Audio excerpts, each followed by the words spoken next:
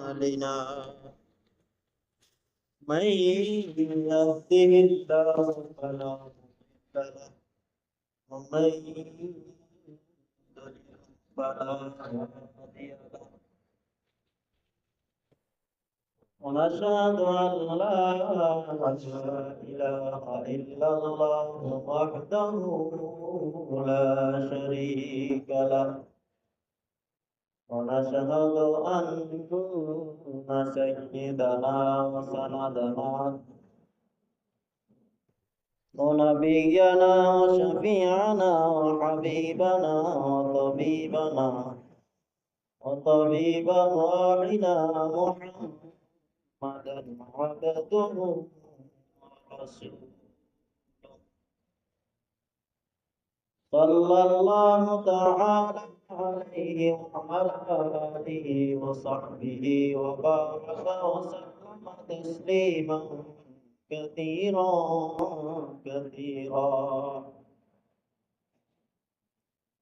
الذي أرسله بالحق بشيرا وداعيا إلى الله بإذنه وسراجا قمرا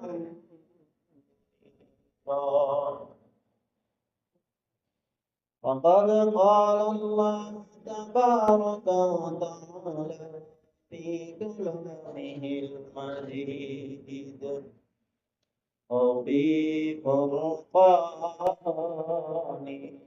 الحميد أعوذ بالله من الشيطان الرجيم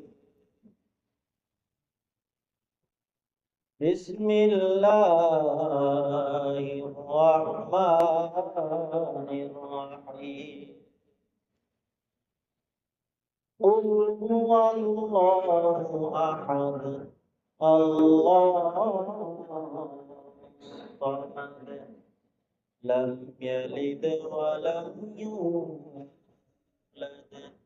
ولم يكن له كفوا أحد صدق الله العظيم وعن ابن عباس رضي الله تعالى عنه أنه قال قدم رب نجرا قالوا يا محمد صف لنا ربك قالوا يا محمد صف لنا ربك فقال قالوا يا محمد صف لنا ربك أمن زبرجد أو ياقوت أو ذهب أو فضة فقال رسول الله صلى الله عليه وسلم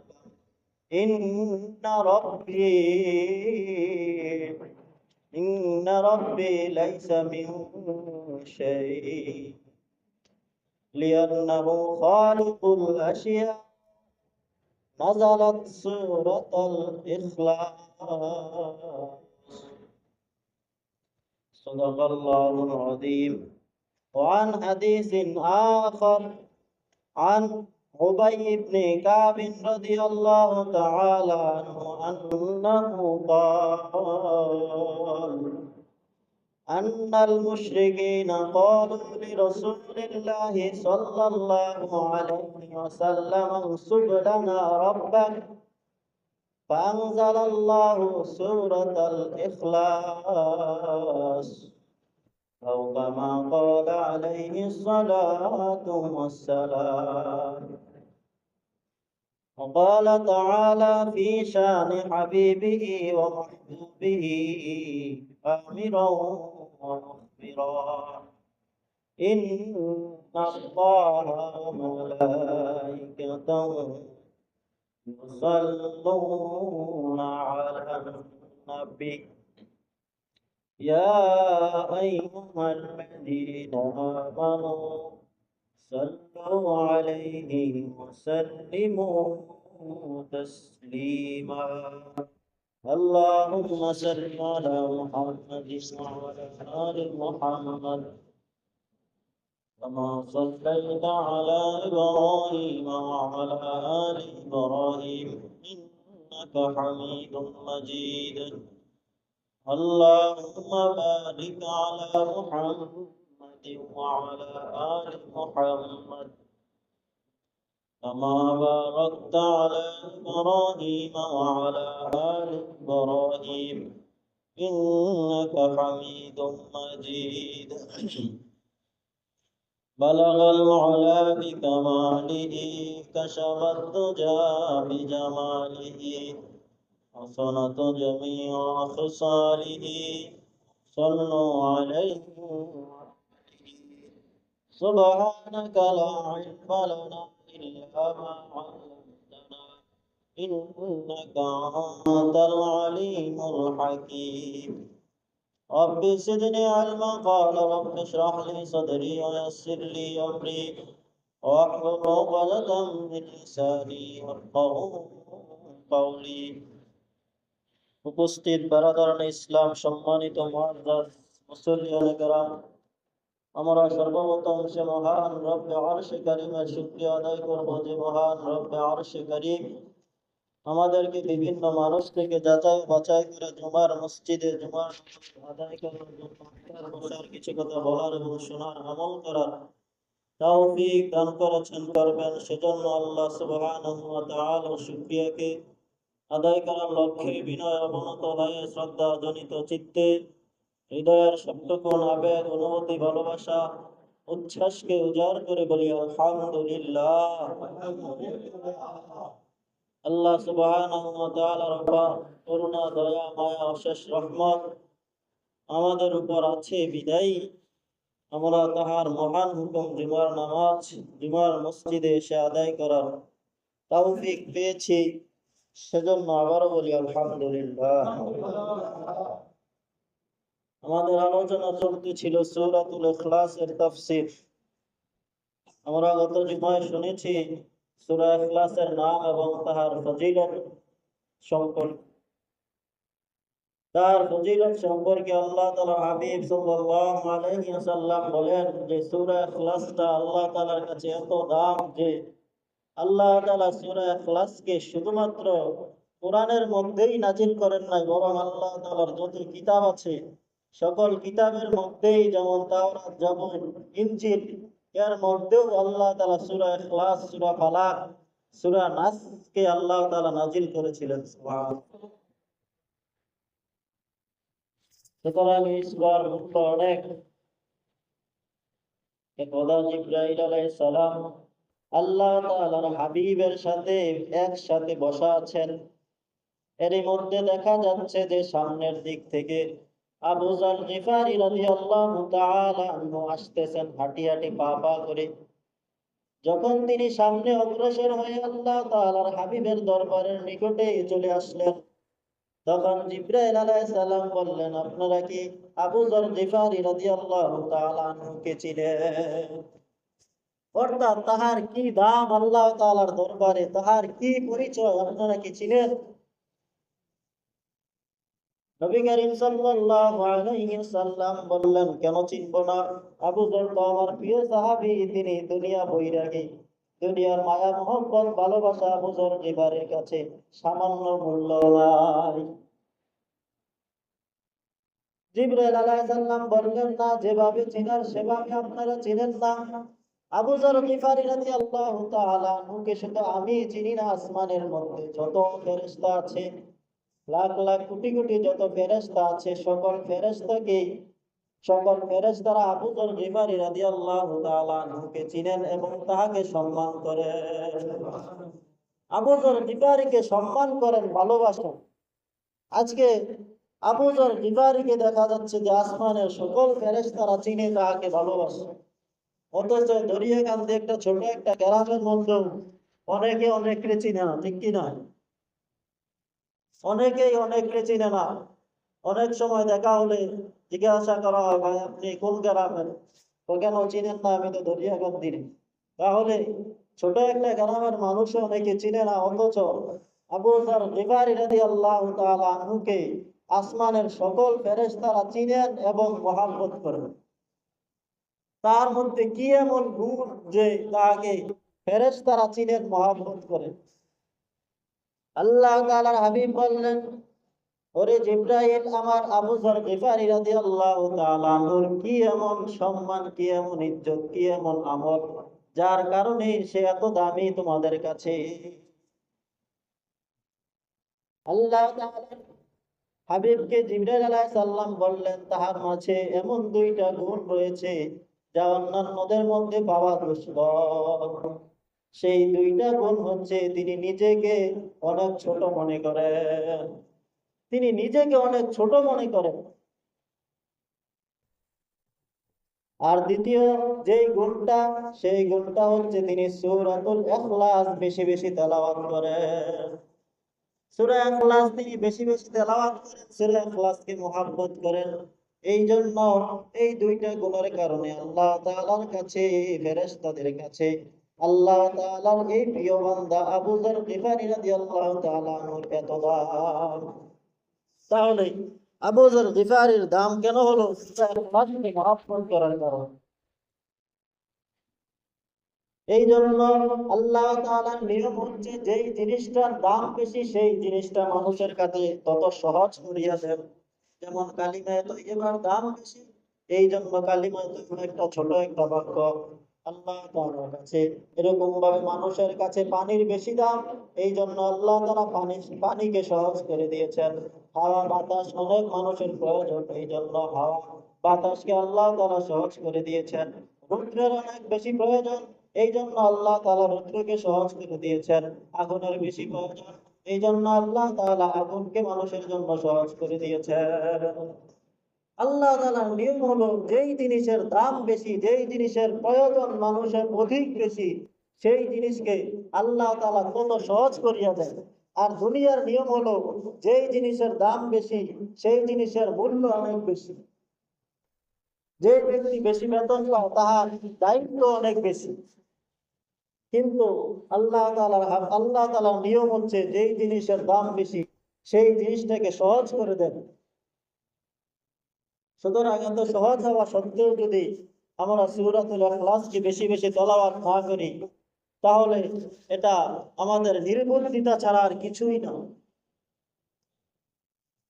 আরো অনেক ফজিলত তাফসীরের মধ্যে রয়েছে, এখানে সংক্ষিপ্ত করা হলো।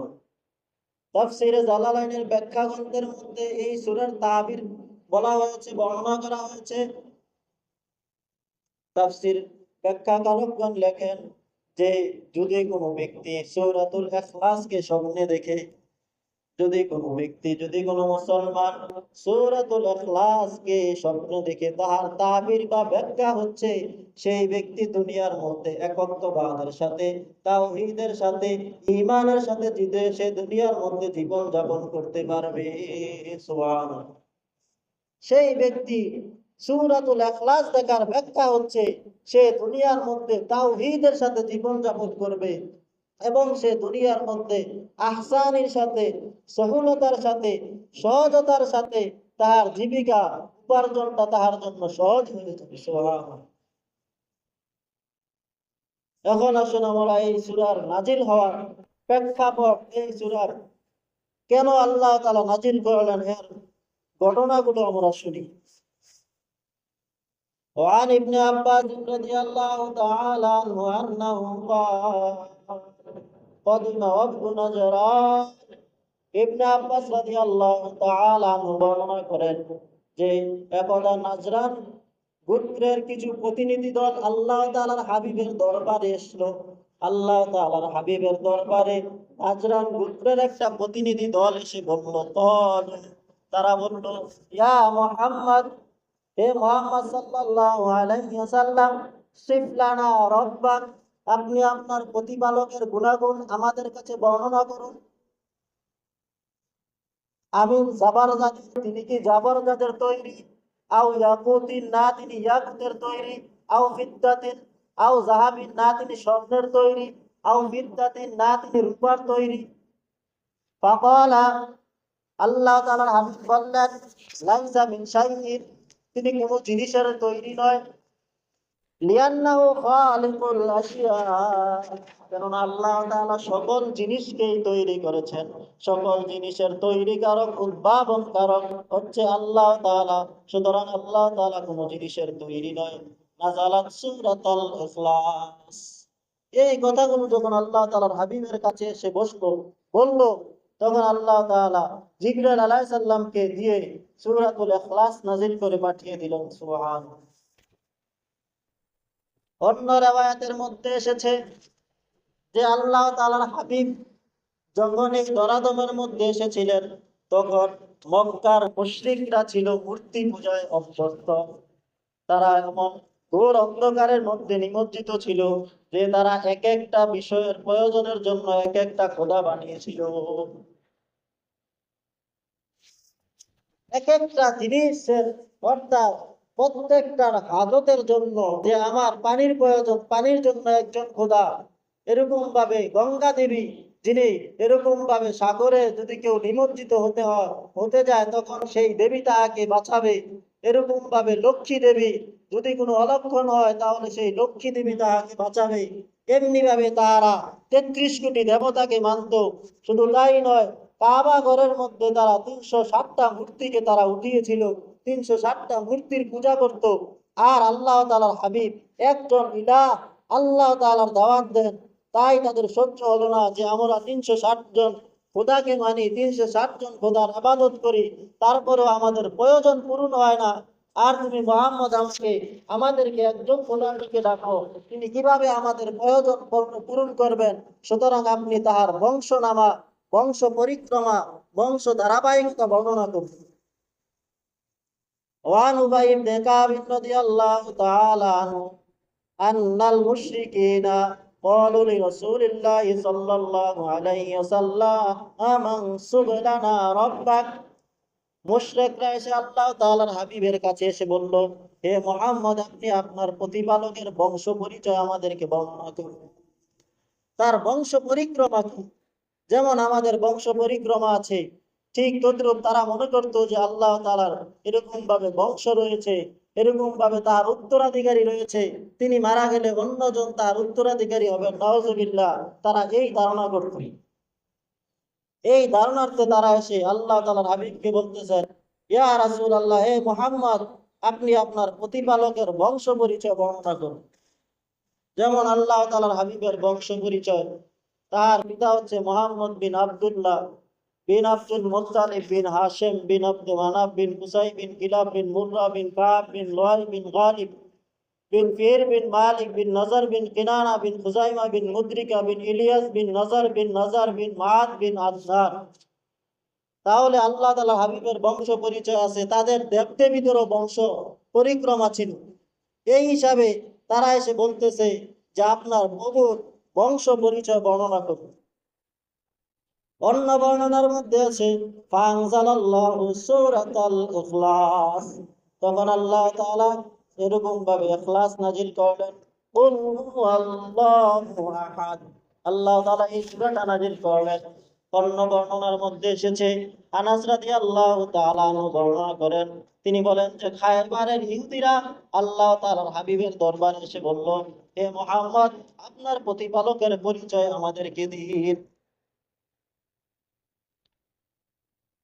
আপনার প্রতিপালকের পরিচয় দিন, যে এরকম ভাবে আল্লাহ তাআলা ফেরেশতাদেরকে তৈরি করেছেন পর্দার নূর দ্বারা, শয়তানকে আল্লাহ তাআলা তৈরি করেছেন অগ্নিশিখা দ্বারা, আগুনের লেলিহান দ্বারা, অগ্নিশিখা দ্বারা।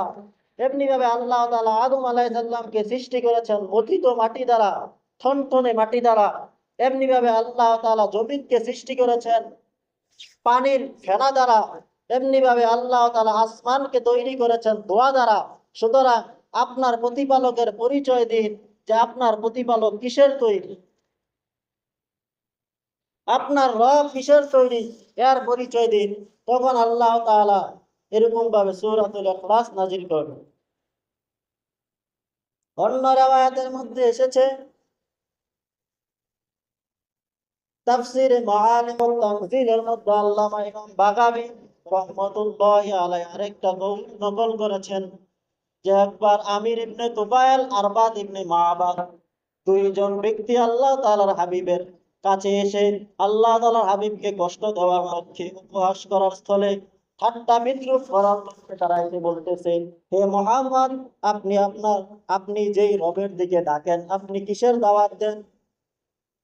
আপনি কিসের দাওয়াত দেন? কার দিকে ডাকেন? তার পরিচয় আপনি আমাদেরকে দিন, তাহার বংশ পরিচয় বর্ণনা করুন। তিনি কি লোহার তৈরি, না স্বর্ণের তৈরি, না ইয়াকুতের তৈরি, না পাথরের তৈরি, না কাঠের তৈরি, না তামার তৈরি? তিনি কিসের তৈরি? তিনি কিসের সৃষ্টি? এরকম ভাবে তারা ঠাট্টা করে বলতেছে। তাদের ঠাট্টার কারণে আল্লাহ তাআলার হাবিব রাগান্বিত হয়ে গেলেন। তাহার আল্লাহ তাআলার হাবিবের অনেক জেদ উঠল।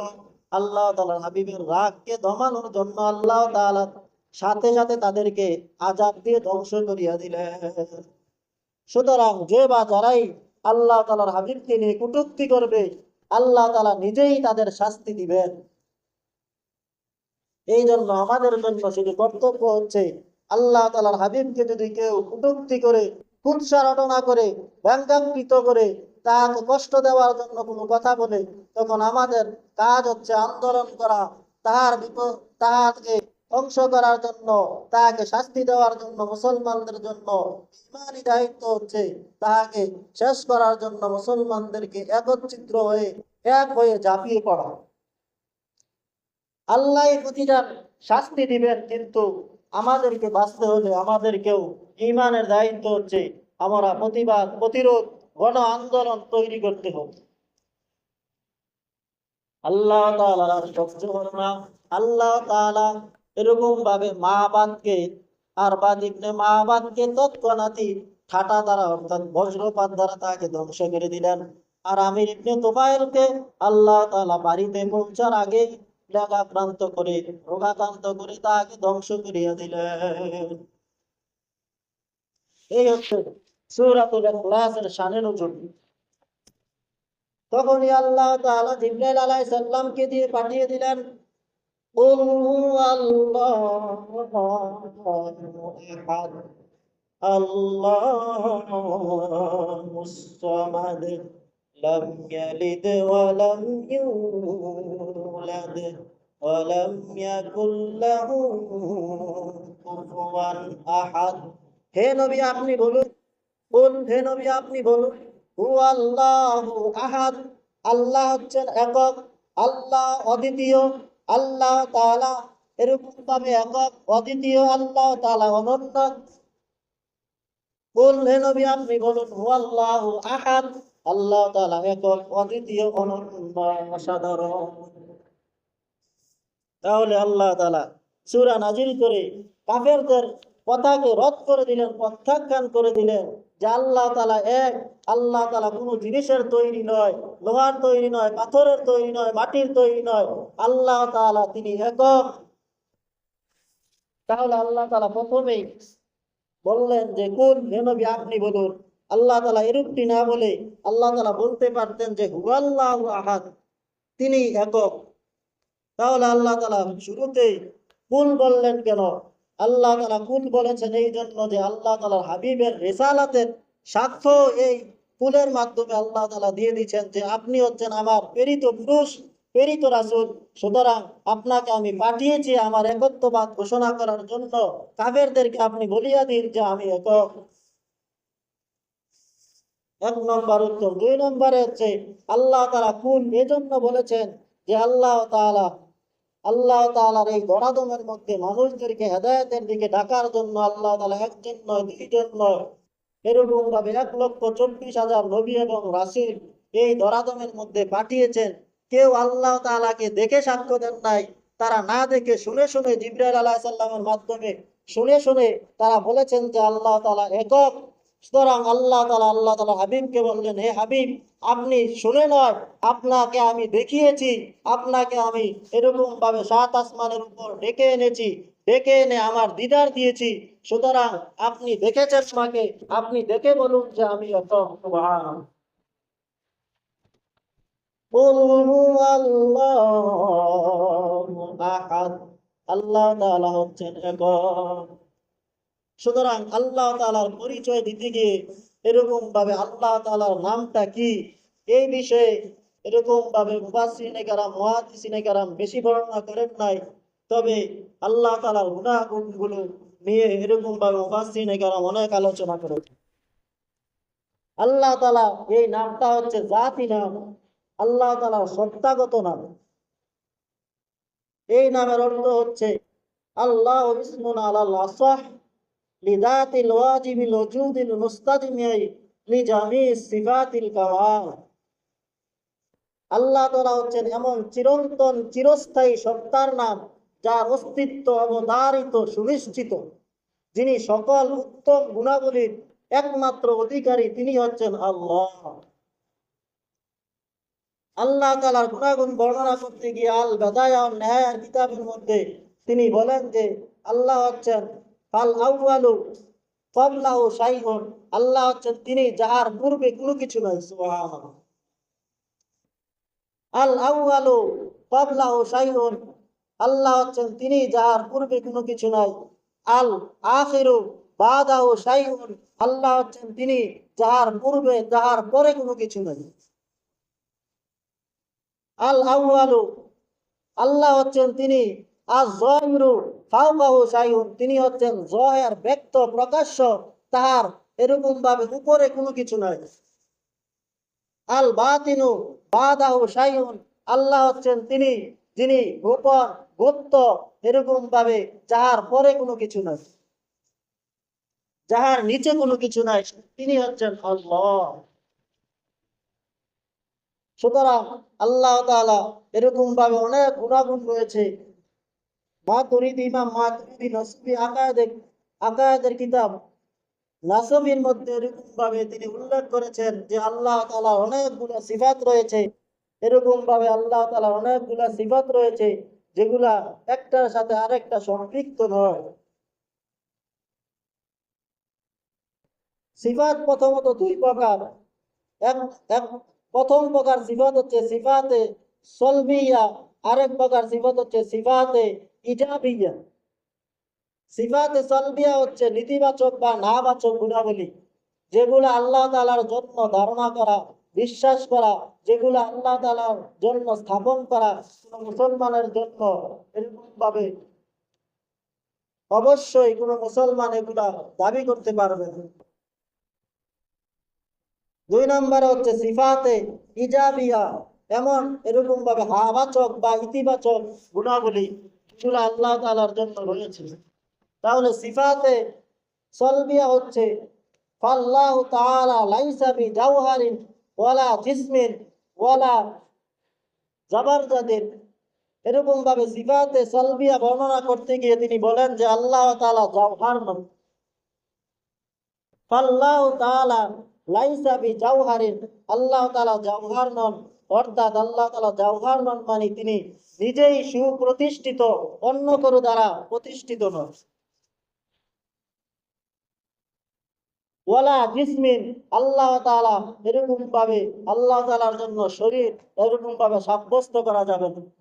ওয়ালা জিসমিন, তিনি শরীর বিশিষ্ট নয়। আল্লাহু তাআলা লাইসা বিজাওহারিন ওয়ালা জিসমিন ওয়ালা জাবারজাতিন ওয়ালা মাহদুদিন ওয়ালা মাহদুদিন। আল্লাহ তাআলা এরকম ভাবে মুসাওয়ারিন, আল্লাহ তাআলা কোনো আকৃতি বিশিষ্ট নয়। আল্লাহ তাআলার জন্য কোনো আকৃতি স্থাপন করা যাবে না, তিনি হচ্ছেন নিরাকার। আল্লাহ তাআলা লাইসা বিজাওহারিন ওয়ালা জিসমিন ওয়ালা মাহদুদিন, এবং তিনি কোনো সংখ্যার সাথে সীমাবদ্ধ নয়। ওয়ালা মাহদুদিন, তিনি কোনো সীমার সাথে সীমাবদ্ধ নয় যে তিনি এই সীমার মধ্যে আছেন, অমুক সীমার মধ্যে নাই, তিনি সর্বত্রই বিরাজমান। ওয়ালা মুতানাহিন, এবং কোনো তিনি শেষ হবেন না, তিনি সদা সর্বদা আছেন, সদা সর্বদা থাকবেন। এমনি ভাবে আল্লাহ তাআলা এরকম ভাবে সিফাতে ইজাবি আবার দুই প্রকার, হাবাচক গুণাবলী দুই প্রকার। প্রথম হচ্ছে সিফাতে জাতিয়া, দ্বিতীয় নম্বর হচ্ছে সিফাতে আফআলিয়া। সিফাতে জাতিয়া হচ্ছে সত্তাবাচক গুণাবলী, এগুলা হচ্ছে 8টি। এক নম্বরে হচ্ছে হায়াত, হায়াত অর্থ হচ্ছে জীবন। আল্লাহ তাআলা চিরজীবন আছেন, থাকবেন, সদা সর্বদাই তিনি থাকবেন। আল্লাহ তাআলা তার ইচ্ছা অনুযায়ী আমাদেরকে 30 বছর, 40 বছর, 50 বছর, 60 বছর, 70 বছরের জীবন আল্লাহ তাআলার ইচ্ছা অনুযায়ী আমাদেরকে দান করেছেন। তাহলে আল্লাহ তাআলা হুয়া হাইয়ুন, তিনি চিরঞ্জীব, লা ইয়ামুতু আবাদান, তিনি কখনো মৃত্যুবরণ করবেন না। আল্লাহু লা ইলাহা ইল্লাহু আল হাইয়ুল কাইয়্যুম, আল্লাহ হচ্ছেন চিরঞ্জীব, তিনি কখনো মরিবেন না। আল হাই, 2 নম্বর সিফাত হচ্ছে আল ইলম, তিনি সকল কিছু জানেন। আল্লাহ তাআলার আরেকটা গুণ হচ্ছে সিফাতে জাতিয়া, সত্তাবাচক গুণাবলীর মধ্যে দ্বিতীয় হচ্ছে আল ইলমু, তিনি সকল কিছু জানেন। অতীতেরটা জানেন, বর্তমানেরটা জানেন, ভবিষ্যতেরটা জানেন, গোপন যা আছে তাও জানেন, প্রকাশ্য যা আছে তাও জানেন। এরকম ভাবে দুনিয়ার মধ্যে যা হবে তিনি তাও জানেন, ভবিষ্যতে কিয়ামতের মধ্যে তিনি যা হবে তিনি সব জানেন। সুতরাং আল্লাহ তাআলার সকল ইলম আল্লাহ তাআলার রয়েছে। ওয়া আলিমুম বিযাতিস সুদূর, তিনি এরকম ভাবে সকলের খবর জানেন, তিনি এরকম ভাবে অদৃশ্যের খবর জানেন, গায়েবের খবর জানেন, সকল কিছুর খবর তিনার আছে। তার এলেম থেকে আমাদেরকে কিছু কিছু দান করেছেন। সুতরাং আল্লাহ তাআলার ইলমটা হচ্ছে আল্লাহ তাআলার সিফাতে জাতিয়ার একটা অন্যতম গুণ। তা হচ্ছে 1 নম্বর হচ্ছে আল হায়াত, 2 নম্বরে হচ্ছে আল ইলম, 3 নম্বরে হচ্ছে আল ইরাদা, ইচ্ছা। আল্লাহ তাআলার ইচ্ছাই এই দুনিয়ার সকল কিছু হয়েছে, আবার তার এক ইচ্ছাই এই দুনিয়ার সব কিছু ধ্বংস হয়ে যাবে, পণ্ড সার হয়ে যাবে। আল্লাহ তাআলার ইচ্ছায় কোনো ব্যক্তি এরকম ভাবে রাজা হয়, আল্লাহ তাআলার ইচ্ছায় কোনো ব্যক্তি ফকির হয়, আল্লাহ তাআলার ইচ্ছায় আল্লাহ তাআলা জীবন থেকে এরকম ভাবে মৃত্যু দেন, আবার মৃত্যুকে জীবন দান করেন। সুতরাং আল্লাহ তাআলা এরকম ভাবে ইচ্ছায় সকল কিছু হয়েছে। 4 নম্বরে হচ্ছে আল কুদরত, শক্তি। এরকম ভাবে হুয়া আলা কুল্লি শাইইন কদির, সকল কিছুর শক্তি আল্লাহ তাআলার রয়েছে। আল্লাহ তাআলার সকল কিছুর শক্তি তার কাছে রয়েছে। তাহলে 4 নম্বরে হচ্ছে কুদরত। 5 নম্বরে হচ্ছে আল্লাহ তাআলার আরেকটা গুণ হচ্ছে আল্লাহ তাআলার কালাম, তার একটা কালাম হচ্ছে কোরআন। এরকম ভাবে আল্লাহ তাআলার ভাষা। সুতরাং আল্লাহ তাআলার ভাষা কোনো বর্ণ এবং বর্ণনার সাথে নয়, সম্পৃক্ত নয়। তাহার কি কালাম এটা আল্লাহ তাআলাই ভালো জানেন। সুতরাং সকলের ভাষাই তিনি বুঝেন, সকলের এরকম ভাবে সকল ভাষা আল্লাহ তাআলা সৃষ্টি করেছেন, আর সকলের ভাষা আল্লাহ তাআলা বুঝেন। আল্লাহ তাআলা আরেকটা সিফাতে গুণ হচ্ছে তিনি সকল কিছু শোনেন। কোনো মানুষ যদি গোপনে গোপনে কোনো কিছু বলে সেটাও আল্লাহ তাআলা শুনেন, প্রকাশ্যটাও শুনেন, বাতিনিটাও শুনেন। এমনকি আল্লাহ তাআলা এমন শুনেন যে কোনো মানুষের কথা, একজনের কথা শুনতে গিয়ে আল্লাহ তাআলা আরেকজনের কথা থেকে বেখবর হয়ে যান না। হই হুল্লোড়ের মধ্যে, চিল্লাচিল্লির মধ্যে যদি কেউ গোপনে গোপনে কোনো কিছু বলে ফেলেন সেটাও আল্লাহ তাআলা শুনেন। সুতরাং আল্লাহ তাআলা সব কিছুই শুনেন। আল্লাহ তাআলা আরেকটা গুণ হচ্ছে তিনি সব কিছু দেখেন, সকল কিছুই দেখেন, সকল কিছুই শুনেন।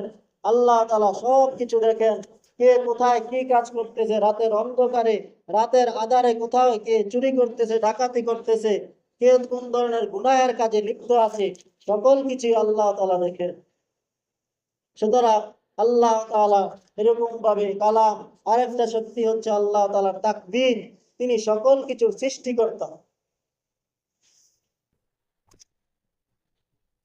তাহলে এই গুণগুলা প্রতি এরকম ভাবে আমাদেরকে বিশ্বাস রাখতে হবে, এবং এগুলা জানা থাকলে সহজে আল্লাহ তাআলার একত্ববাদের উপর বিশ্বাস রাখাটা আমাদের জন্য সহজ হয়ে যাবে। তাহলে আল্লাহ তাআলা সকল কিছুই শোনেন, সকল কিছুই দেখেন, তিনি সকল কিছুর সৃষ্টিকর্তা, তিনি সকল কিছু জানেন।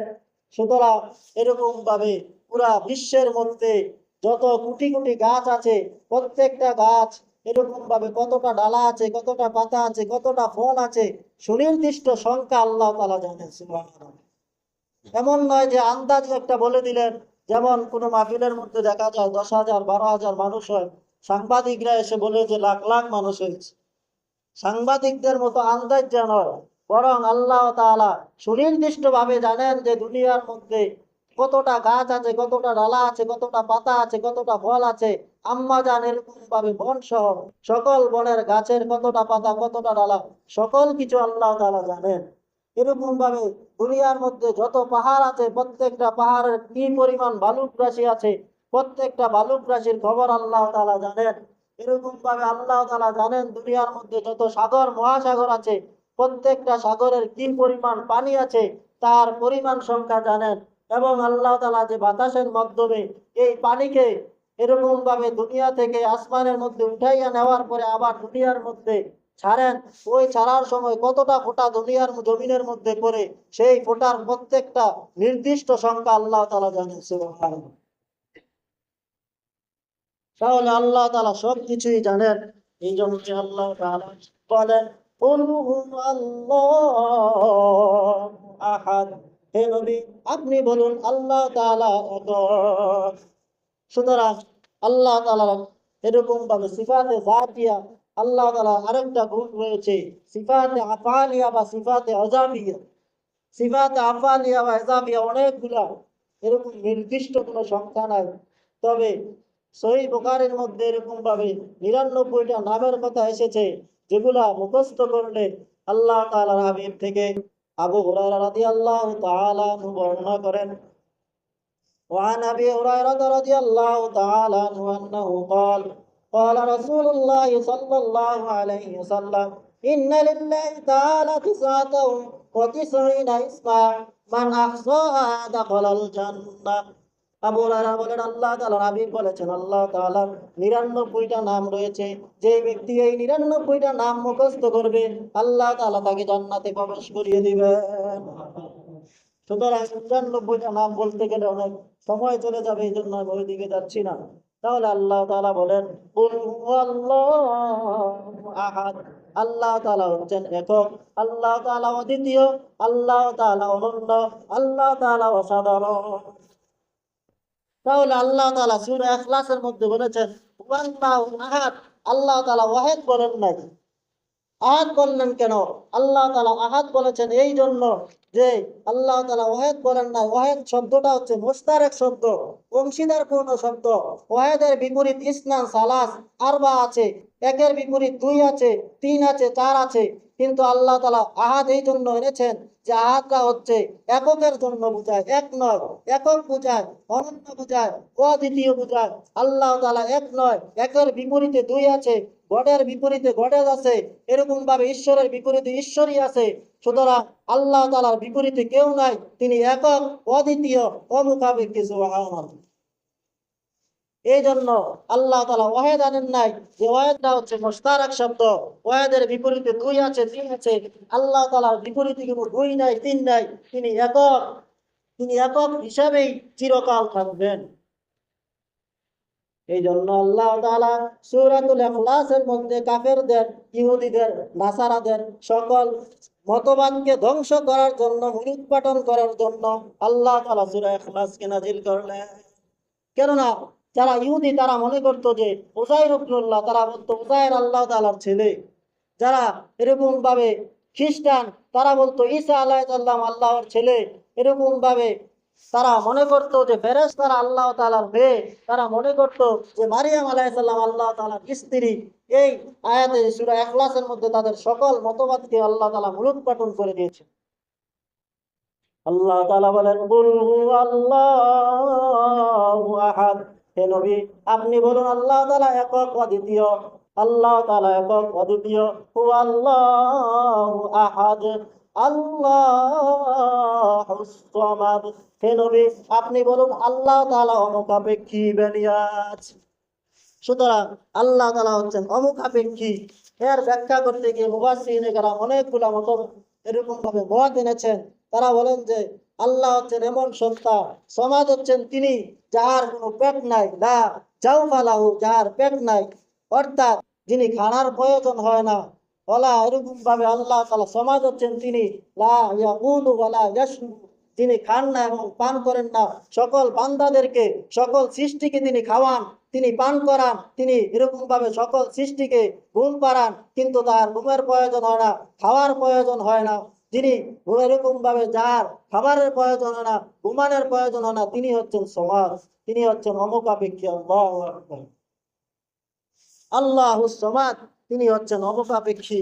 তাহলে আল্লাহ হচ্ছেন অমুখাপেক্ষী, তার কোনো দোষ নাই, তার সকল গুণই আছে, তার কোনো ভয় নাই, সকলের ভয় আছে, তার কোনো ভয় নাই, তিনি সকলের প্রয়োজনীয়তা পূরণ করেন, তিনি হচ্ছেন সমাদ। আল্লাহু সমাদ, লা জাওফা লাহু ওয়ালা ইয়াকুলু ওয়ালা ইয়াশরবু, যিনি খান না পান করেন না, তিনি হচ্ছেন সমাদ। তাহলে আল্লাহ তাআলা হচ্ছেন অমুখাপেক্ষী। আল্লাহু সমাদ, লাম ইয়ালিদ ওয়া লাম ইউলাদ। তাহলে আল্লাহ তাআলা হচ্ছেন অমুখাপেক্ষী, তিনি সকলের প্রয়োজন পূরণ করেন, তার কোনো ঘুমের প্রয়োজন হয় না। এই কথাটাই আল্লাহ তাআলা সূরা বাকারার মধ্যে আয়াতুল কুরসির মধ্যে বলেন, আল্লাহু লা ইলাহা ইল্লা হুয়াল হাইয়ুল কাইয়্যুম লা তাখুযুহু সিনাতুন ওয়ালা নাওম। এ কাফের সম্প্রদায়রা, তোমরা জেনে রাখো, আল্লাহ তাআলা ঘুমাবেন তো দূরের কথা, ঘুমের পূর্বে যে একটা তন্দ্রা ভাব আসে, সেই তন্দ্রা ভাবটাও আল্লাহ তাআলার আসে না। সুবহানাল্লাহ। তাহলে তিনি হচ্ছেন অমুখাপেক্ষী সমাদ, যার তন্দ্রা আসে না, ঘুম আসে না, তিনি হচ্ছেন সমাদ। তাহলে সকল বান্দাদেরকে তিনি ঘুম পাড়ান, কিন্তু তার ঘুমের প্রয়োজন হয় না। একবার মূসা আলাইহিস সালাম আল্লাহ তাআলাকে প্রশ্ন করলেন, ইয়া রাব্বাল আলামিন, আমি জানতে চাই আপনি কিভাবে ঘুম ছাড়া থাকেন?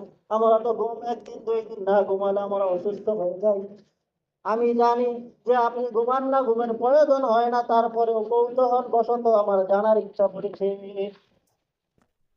তখন আল্লাহ তাআলা বললেন, রে মূসা, আমি যদি ঘুমাতাম তাহলে দুনিয়া ধ্বংস হয়ে যেত, সারকার হয়ে যেত, দুনিয়ার সকল কিছু মিনিটের মধ্যে ধ্বংস হয়ে যেত। তাহলে তোমাকে এরকম ভাবে বোঝানোর জন্য আমি একটা কাজ করছি, তুমি এই পাহাড়ের মধ্যে আসো, তোর পাহাড়ের মধ্যে আসো, আর একটা এরকম ভাবে গ্যালাসের মধ্যে পানি নাও, তুমি তুর পর্বতের মধ্যে আসো, এবং পর্বতের মধ্যে আসার পরে তোমার হাতের মধ্যে একটা গ্লাস নাও, গ্লাসের মধ্যে একটা পরিপূর্ণ ভর্তি একটা পানি নাও, পানি নেওয়ার পরে তুমি ওই পাহাড়ের মধ্যে দাঁড়িয়ে থাকো হাতে গ্লাসটা নিয়ে। অনেকক্ষণ দাঁড়ানোর পরে, ঘন্টার পর ঘন্টা যখন দাঁড়ানো, তিনি দাঁড়িয়ে আছেন পানি নিয়ে, তখন আল্লাহ তাআলা এরকম ভাবে মূসা আলাইহিস সালামের কাছে ঘুমকে এরকম ভাবে নির্দেশ দিলেন যে তাহাকে আচ্ছন্ন করে ফেলো, তন্দ্রাচ্ছন্ন করো। যখনই তিনি তন্দ্রাচ্ছন্ন হলেন, তন্দ্রাচ্ছন্ন হওয়ার সাথে সাথে তার হাত থেকে এরকম ভাবে গ্লাসটা পড়ে গেল, গ্লাস পরে গ্লাসটা ভেঙে তছনছ হয়ে গেল। আল্লাহ তাআলা জবাব দিলেন, রে মূসা, আমি যদি ঘুমাতাম, তুমি সামান্য একটু তন্দ্রা যাওয়ার কারণে তোমার হাত থেকে গ্লাস পরে ভেঙে পানিগুলো শেষ হয়ে গেল, গ্লাস ভেঙে তছনছ হয়ে গেল। আমি যদি এরকম ভাবে আমি খোদা যদি তন্দ্রাচ্ছন্ন হইতাম, ঘুমাতাম, তাহলে দুনিয়ার এই সাঙ্গলীলা সেকেন্ডের মধ্যে শেষ হয়ে যেত, দুনিয়ার সকল কিছু ধ্বংস হয়ে যেত। সুতরাং যিনি ঘুমান না, যিনি তন্দ্রা যান না, তিনি হচ্ছেন সমাদ, অমুখাপেক্ষী বেনিয়াস। আল্লাহু সমাদ, লাম ইয়ালিদ ওয়া লাম ইউলাদ, তিনি আপন সত্তা থেকে, আপন জাত থেকে কাউকে সৃষ্টি করেন নাই, এবং আপন এরকম ভাবে কাউ থেকেও তিনি জন্মগ্রহণ করেন নাই। সুতরাং শানে নজরুলের দিকে লক্ষ্য করেন যে তারা বলেছিল যে আপনার সত্তা কিসের থেকে তৈরি? সুতরাং আল্লাহ তাআলা জবাব দিলেন যে লাম ইয়ালিদ, তিনি কোনো সত্তা থেকে জন্মগ্রহণ করেন নাই, ওয়ালাম ইউলাদ, এবং তিনি কারোর থেকে জন্মগ্রহণ করেন নাই। সুতরাং লাম ইয়ালিদে, তিনি কারো থেকে জন্মগ্রহণ করেন নাই, তিনি সকলকে সৃষ্টি করেছেন, সকলকে জন্ম দিয়েছেন, তিনি কাউকে জন্ম দেন নাই। কেননা কারো কোনো জিনিস থেকে যদি সৃষ্টি হওয়া লাজেম আসে, তাহলে এর পূর্বে যেই জিনিসটা থেকে সৃষ্টি হবে এইটা পূর্বে হওয়া লাজেম আসে। যেমন আমরা মাটি থেকে তৈরি হয়েছি, আমাদের পূর্বে মাটিটা থাকা কি আবশ্যক? মাটি না থাকলে তাহলে আমাদের কি কি দ্বারা সৃষ্টি করবে? তাহলে আল্লাহ তাআলা যদি কোনো জিনিস থেকে সৃষ্টি হন, আল্লাহ তাআলার সৃষ্টির পূর্বে ওই জিনিসটাকে পূর্বে মানা আবশ্যক।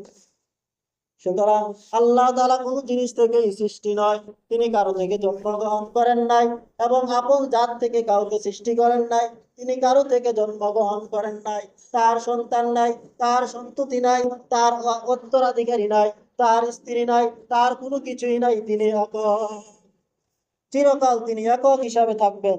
সুতরাং আল্লাহ তাআলা প্রথমে আনলেন যে লাম ইয়ালিদ, তিনি আপন জাত থেকে কাউকে জন্ম দেননি, ওয়ালাম ইউলাদ, এবং তিনিও এরকম ভাবে জন্মগ্রহণ করেননি। লাম ইয়ালিদ প্রথমে আনলেন কেন? যে লাম ইয়ালিদ তো বলা হয় যে তিনি সৃষ্টি হন নাই, কারণ এরকম ভাবে সৃষ্টি হওয়ার জন্য আগে সৃষ্টি হতে হবে।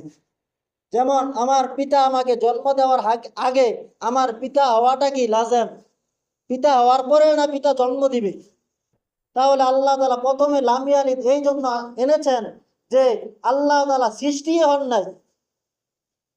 আল্লাহ তাআলা এরকম ভাবে লাম ইয়ালিদ, তাদের ধারণা ছিল যে আল্লাহ তাআলা সৃষ্টি, এরকম ভাবে আল্লাহ তাআলা জন্মগ্রহণ করেছেন।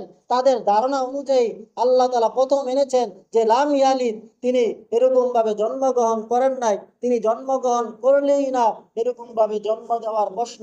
সুতরাং আল্লাহ তাআলা লাম ইয়ালিদ, তিনি আপন জাত থেকে, আপন সত্তা থেকে কাউকে এরকম ভাবে তিনি জন্মগ্রহণ করেন নাই, এবং তিনি কোনো বস্তু থেকে, লোহা থেকে, তামা থেকে, বিদ্যা থেকে, এরকম ভাবে ইয়াকুত থেকে, জাবারজাত থেকে, কাঠ থেকে, তামার থেকে, কোনো জিনিস থেকে তিনি সৃষ্টি হন নাই। সুতরাং আমরা শানে নজরুলের সাথে বুঝতে পারলাম যে তারা যে প্রশ্ন করেছিল যে আপনার সত্তা কিসের তৈরি, লোহার না পাথরের না কাঠের?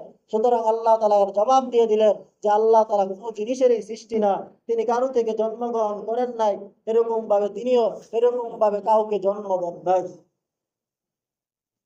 সুতরাং আল্লাহ তাআলা সূরা ইখলাসের মধ্যে একত্ববাদের দাওয়াত দিলেন।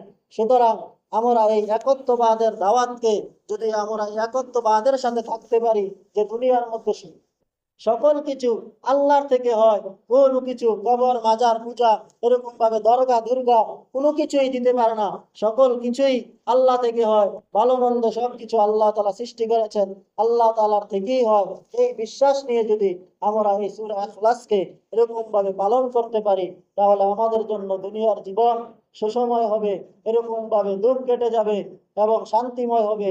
আখিরাতের জীবনও আমাদের জন্য হবে কল্যাণময়, সুখময়। তাহলে আল্লাহ তাআলা আমাদের সকলকে একত্ববাদের সাথে, তাওহীদের সাথে থেকে ঈমানের সাথে দুনিয়া ছেড়ে চলে যাওয়া তৌফিক দান করে সকলে বলি আমিন। ওয়া আলাইনা ইল্লাল বালাগ। যারা পরে আসছেন ফাররাকাত কাবলাল জমা করেন।